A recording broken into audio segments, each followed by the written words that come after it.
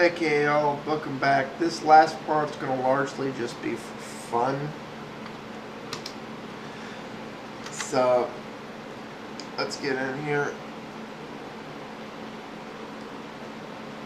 Let me show you some examples of little flash games.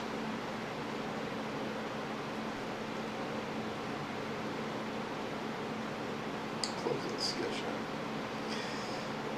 out. Just to make it easier on y'all.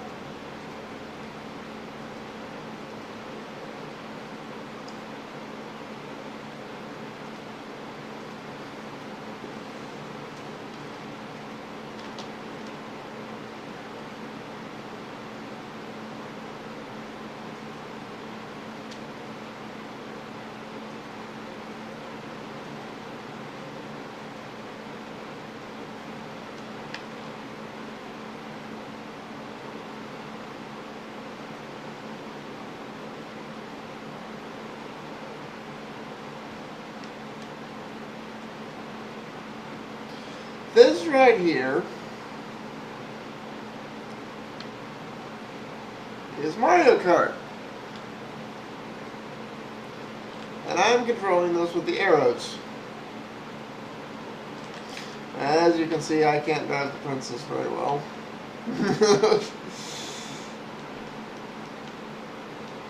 But this gives you an example of what you can do with Mario Kart. Now, this is entirely done via JavaScript, so I have mixed feelings about this.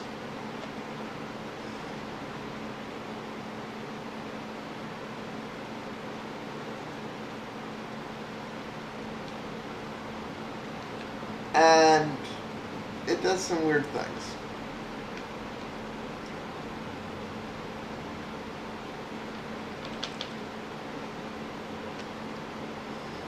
But as long as you're not overloading your system like me. I mean, here, let me do one that's almost non-existent in resource hogs.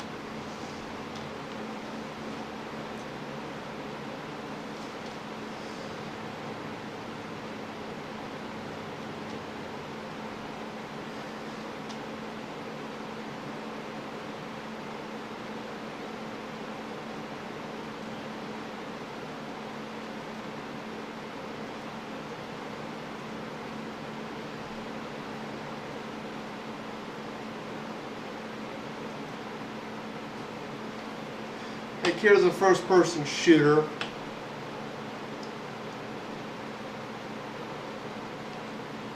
But as you can see, this stuff can be made to lag a little bit, and I have a pretty good internet connection here. Not the best, but an okay one. And as you can tell, this is lagging.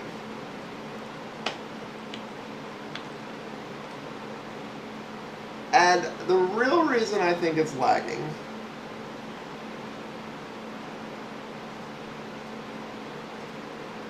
is because, you know, it's doing everything in my system.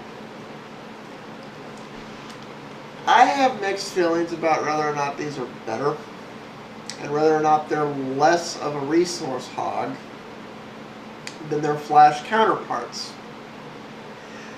I know eMeek would say that they're infinitely better because they're not Adobe. And I know some people would say, okay, I'm in here getting that side. I think this is a balancing act. The one advantage to doing animated games like this is they will be truly cross-platform and they will work on everything.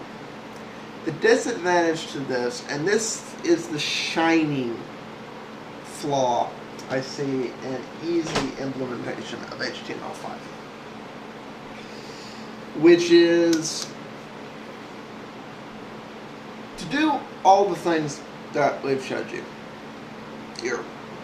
You know, the paint editor, the Mario Kart game, particularly anything using the canvas element. Nothing in the first video. That's fine. But everything in the second video and the game, I very badly screwed up here on this video I just did. The way the canvas element works is as follows. You have an open canvas tag and a closed canvas tag. And in between, what drives it is a bunch of JavaScript. That's not necessarily a bad thing. What's bad about that is not a lot of people know JavaScript anymore. I doubt anyone watching these videos who does any web design has any problem, and I'm sure they all know how to write their own JavaScript. However, it has to do with the way the schools have been teaching JavaScript, because JavaScript has been it's been deemed unimportant.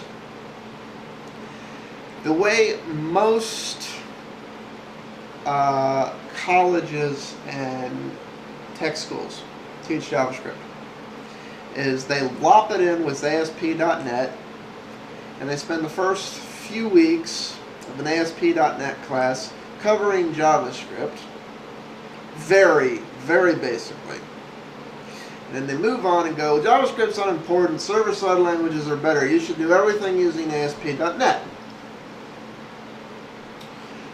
And as a result, I would be willing to bet that most people who learned their stuff from these places probably don't know JavaScript as well as they should, if at all. Because it's possible to have no understanding of JavaScript and get an A in that class.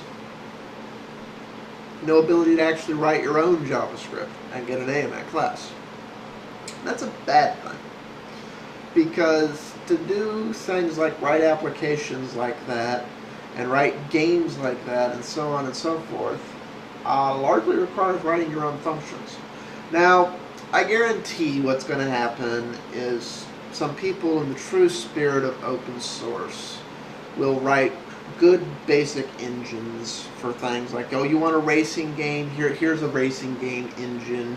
Just change the variables and specify your pictures for your characters and so on and so forth, and change the levels around it. It's like, here's a good engine. Go have fun with it. And that stuff will wind up on Dynamic Drive. So it's not going to be as bad as long.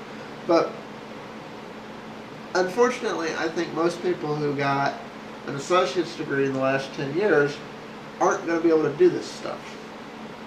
And that really, maybe not the last 10, but probably definitely the last 5. Which means whenever this does get ratified, it's time for back to school for a lot of people. Or go to W3 school and read up on JavaScript, which you should have done when you were in school, but I don't know. The other thing is, it's always been a balancing act as to whether or not things should be done client-side or server-side. The parts of HTML5 that are really good at balancing between the two, like where it's using my browser's temporary cache to lighten the load on server resources, that's great. I'm not sure a pure JavaScript implementation of stuff is necessarily going to be the best way, because that can be as much of a resource hog as a local application, if not more so. But it's a good thing, because it's all taking place in my browser session, which really lightens the server load. So, all in all, HTML5 is a really good thing. I recommend y'all screw around with it. If anybody wants to know the sites I was showing here, I put them in the description, but since I'm not a partner, I have a feeling YouTube wouldn't let me. If I showed the sites, I think I'll try them on. If anybody thinks I haven't done HTML5 justice this time, tell me what you want me to cover. Peace out all, have fun. I'll be doing some more videos later this week. Ciao for now.